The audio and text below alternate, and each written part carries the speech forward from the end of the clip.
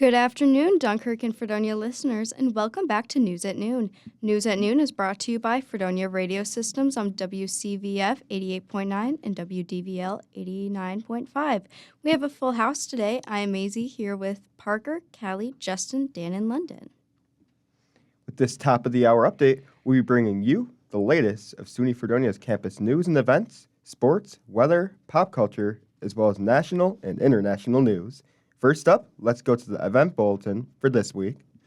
The New York State Department of Civil Service will be on campus from 1 to 4 p.m. in the University Commons lobby to discuss state employment and the New York State HELPS program. Again, this will take place Friday, October 18th, 1 to 4 p.m. in the University Commons lobby. That's it for the information through the grapevine. Next up, we'll bring it to London for our latest campus news updates. Amazing. Thank you, Maisie. And oh my God, we have a 3-day week, which is something I think we can all celebrate. And that actually starts us off. Let's kick off our fall break the right way. This Friday, come on down and enjoy some cozy autumn vibes with the Residence Life's Fall Fest. This exciting event is jam-packed with fall-themed fun for everyone. So come and indulge in some fall treats or get creative with some fall crafts and so much more. So remember, don't be a summer bummer, be an autumn lover. In other news, our students and alumni have outdid themselves again. These Blue Devils have participated in production on a tabletop game called Grim Hollow Transformed. This role-playing game involves 2 new game books, a world guide and a rules guide, and for a custom Dungeons & Dragons setting called Grim Hollow. Moving forward, next week, October 17th, SUNY Fredonia will be presenting a free public lecture by the one and only Peppermint. Peppermint is a beloved icon in queer nightlife and a multi-talented actress and singer. Peppermint is also known for her fierce advocacy in trans and non-binary people, and she is the American Civil Liberties Union, or ACLU, first ever artist ambassador for trans justice. And she has also raised 6-figure sums for prominent LGBTQ rights groups and partnered with MAC Cosmetics for the MAC AIDS Fund, and that is involved in HIV, vaccines, and trial networks. This is the latest from news around the way. Let's keep it vibrant in this corner of Fredonia. Now let's send it over to Callie for local news. Thank you. On July 5th, Frosty Treat announced on Facebook that the business had a new owner. The post says that Frosty Treat has been around for more than 70 years, starting with the Parker family in 1954 to 1958. Moore was the 8th owner of the business, owning it from 1995 to 2024, the longest of any of the owners. Craig Moore sold the 1016 Route 5 and 20 Hanover to Frosty Treat, LLC of Derby, for $140,000. Quote, "It has been an amazing nearly 30 years and quite a long process to find the perfect fit to continue this legacy. But a great local family is taking over, and we are excited to see what the future holds for Frosty Treat." End quote. No new plans have been announced for the property. Channel 2 announced New York Governor Kathy Hochul was in Western New York to announce an agreement with Kaleida Health and the Brooks TLK Health System to build a new hospital in the village of Fredonia. Governor Hochul said, quote, "Every New Yorker deserves to have access to essential health services where and when they need it most, and today's announcement is a major victory for those living in Chautauqua County and the surrounding community. As we continue to invest in downtown revitalization, job creation, and economic opportunity all across Chautauqua County, it is important for this community to have a state-of-the-art health care facility to provide support to this growth. The new Brooks TLC Hospital will provide the quality of care that our residents need, and I commend Kaleida, Brooks, and all of our community stakeholders for working hard to make this vision become reality." End quote. The state says the new hospital will improve access to emergency inpatient and outpatient care for those living in Northern Chautauqua, Cattaraugus, and Southern Erie counties. That's all for your local news update. Let's take it to Parker with sports. Women's tennis was in action on Saturday against Plattsburgh, losing by a set score of 4-3. Women's volleyball was in action Friday as well against Plattsburgh, winning by a set score of 3-0. They continued play into Saturday against Potsdam, losing by a set score of 4-3. Men's soccer played at home versus New Paltz on Saturday, losing 1-0, and the women's soccer team was on the road visiting New Paltz and losing by a score of 2-0. In Buffalo Bills news, they played the Houston Texans on Sunday. Their second half comeback, though, would come up short, losing by a final score of 23-20 by a walk-off field goal from Texans kicker Kayemi Fairbairn. Josh Allen had a career worst game, completing the lowest completion percentage of 30% in a game with a minimum of 30 pass attempts in the last 30 seasons after going 9 for 30. The Bills' next home game will be on the road at the New York Jets on Monday Night Football on October 14th with a start time of 8:15 p.m. And the Buffalo Sabres got swept this weekend in Prague by the New Jersey Devils, losing on Friday by a score of 4-1, with the lone goal coming off the stick of Owen Power. On Saturday, they lost 3-1, with the only goal coming from Tage Thompson. Their next game is on Thursday, October 10th, at home against the LA Kings, with a start time of 7 p.m. That's it for your sports update. Let's send it to Misie with hopefully some better news for the 2-day weather. Good afternoon, Fredonia residents. This weekend, I made my boyfriend watch the movie Saltburn, which reminds me, today you should expect partly cloudy conditions until 3 p.m. with a high of 61 and a low of 53. Tomorrow will be a high of 58 and a low of 50, and the sun will be peeking through the clouds all day. The weather has been throwing me for a loop, just like that movie did. Anyway, that's enough for your 2-day weather. Keep listening, and I'll be back with the rest of your weekly forecast. For now, let's take it to our local music update and pop culture updates. Welcome to the Pop Culture and Local Music segment. Let's start off with some local music updates. Last Call Entertainment presents a spooky lineup of Relentless Moisture, The Weather Might Say Otherwise, and the BJ's debut of Blue Envy on Thursday, October 24th. The show will be at BJ's in Fredonia on 51 West Main Street. Doors open at 9 and music starts at 10. Costumes are highly encouraged. Last night, the American Music Awards presented a 2-hour special in preparation for the 50th American Music Awards this year. K-pop group Stray Kids had a boy band tribute with an NSYNC-inspired performance. Jennifer Hudson also honored Whitney Houston by performing a medley of songs that Houston herself performed in the 1994 AMAs. These performances awaken excitement for the actual ceremony in October. Influencer Jack Dorothy is under fire on social media after crashing his $200,000 McLaren while driving on a live stream.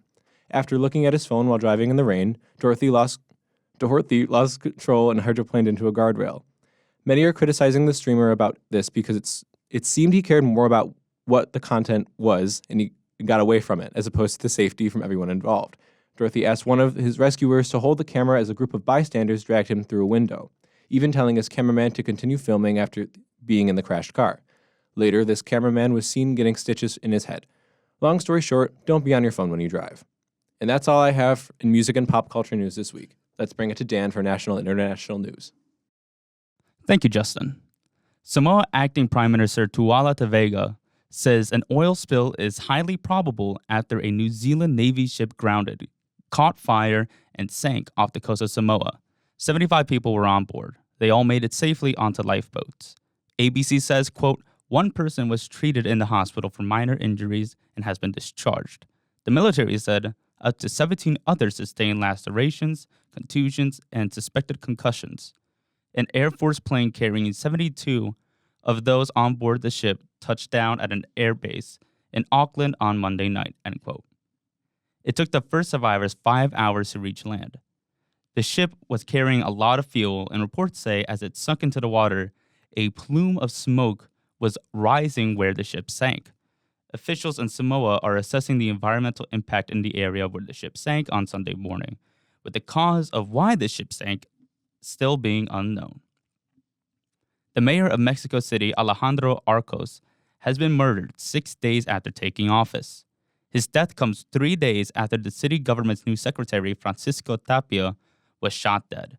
Arcos was killed in the city of Chipinchango, in the western state of Guerrero. At least 6 candidates for public office has been killed in the state in the run-up to the 2 Mexican June elections. CBS wrote, quote, in June, at least 3 politicians in Guerrero were killed. Acio Flores, who represents Malantepega, was killed just days after killing Salvador Villalba Flores, another mayor from Guerrero State, elected in the June 2nd polls. Earlier in the month, a local councilwoman was gunned down as she was leaving her home in Guerrero, end quote. The police aren't releasing any new information. Guerrero has been labeled as one of the worst affected states from drug violence to drug cartels. They have murdered dozens of politicians around the country. Just hours before his death, he was posting on Facebook. Hours after, an unverified social media image showed what appeared to be his remains. BBC states, quote, more than 450,000 people have been murdered and tens of thousands have gone missing across Mexico since the government deployed the army to combat drug trafficking in 2006, end quote. Just last month, Mexico was surviving the floods of Hurricane John, and now they are trying to survive a surge in the cartel. The National Hurricane Center tweeted this morning, quote, 8:05 a.m. CDT Monday update. Milton rapidly intensifies into a Category 4 hurricane. The maximum sustained winds have now increased to 150 miles per hour, 250 kilometers an hour, and the minimum pressure has fallen to 940 MB, end quote. Hurricane Milton is supposed to strike in the middle of the week. Milton's winds surged up to 150 miles per hour Monday morning, according to the latest update from the Hurricane Center, not far below the threshold for Category 5. Hurricane Helene was a Category 4, which hit the southern states just last week. Forecasters report that Milton could make landfall in or near the Tampa Bay area by 2 a.m. Eastern Standard Time on Thursday, and remains a hurricane as it moves across central Florida into the Atlantic Ocean. CBS News states, quote, that path would largely spare other southeastern states ravaged by Hurricane Helene, which caused catastrophic damage from Florida into the Appalachian Mountains, killing more than 230 people, end quote. Florida officials mentioned that Floridians should prepare for more power outages and disruptions, making sure that they have a week's worth of food and water and are ready to hit the road. That does it for today's national and international news. Now let's take it for the rest of this week's weather. Welcome back, lovies. Today is National Chocolate Covered Pretzel Day, National Propane Day, National Inner Beauty Day, National Lead Light Day, and I think I read about 15 more. But today will be a national high of 61 and a low of 53. That's not an international day, that's just weather. The next few days, we are looking to stay in the 50s with a low in the 40s. Wednesday will be Bring Your Teddy Bear to Work and School Day, so celebrate with the radio station. It will also be very windy on Wednesday, so don't blow away. Starting Thursday, we will have a break. Friday looks like a gorgeous day with a high of 65 and a low of 46, as well as Saturday, a high of 60 and a low of 51. We have a beautiful break coming up.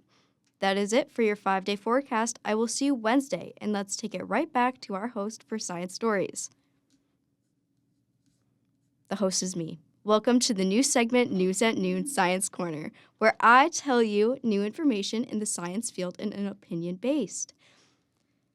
In science news, the discovery of microRNA wins the 2024 Physiology Nobel Prize. It was stated that, quote, the 2024 Nobel Prize in Physiology and Medicine has been awarded to Victor Ambros and Gary Ruvkun for the discovery of microRNA in its role in post-transcription gene regulation, end quote. Science seems to be advancing in a great way as the University of Massachusetts Chan Medical School in Worcester and Ruvkun of Harvard Medical School will split the prize of 11 million Swedish kroner. We get to see medicine get recognized by scientists working hard to advance the medicine. Earth now has a new second moon after capturing an asteroid named 2024 PT5. On Saturday, September 29th, PT5 entered our orbit. Earth.com reports, quote, mini moons like 2024 PT5 are small asteroids that Earth gravity grabs for a bit, letting them orbit our planet before they move on. These little guys usually travel around the sun like other asteroids, but when they get close enough to Earth, our gravitational pull can pull them into a temporary orbit, end quote. The mini-moon will be released at 11:43 a.m. EDT on November 25th, 2024. 2024 PT5 came from what is called the Arjuna part of the asteroid belt. The asteroid belt is a group of space rocks that follows orbits similar to Earth around about 23 million miles from the sun. When comparing this little moon to ours, our moon is 300,000 times wider.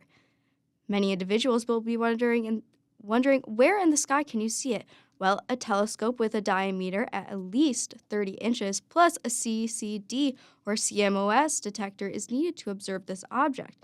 A 30-inch telescope and a human eye behind it will not be enough. In other words, it's too small and too dark to see. However, 2024 PT5 will still go down in history. That'll wrap it up for today's edition of News at Noon. Campus News is written and read by London Nickolai. Local news for this broadcast is read by Callie Newman. Weather is prepared by Misie Strader. Sports is prepared by Parker Gurnett. Music and pop culture is prepared by Julia Clement and read by Justin Hoock. National and international news is read by Dan Grandos. Science news is written by Kevin Wilson and spoken by Misie Strader. And finally, board operations for this broadcast are performed by the lovely Izzie and Inzinna. Thank you to the team, and thank you for turning into News at Noon. Join us every Monday, Wednesday at 12 p.m. on WCVF 88.9 and WDVL 89.5. From all of us at Fredonia Radio Systems, tune in next time and have a wonderful day.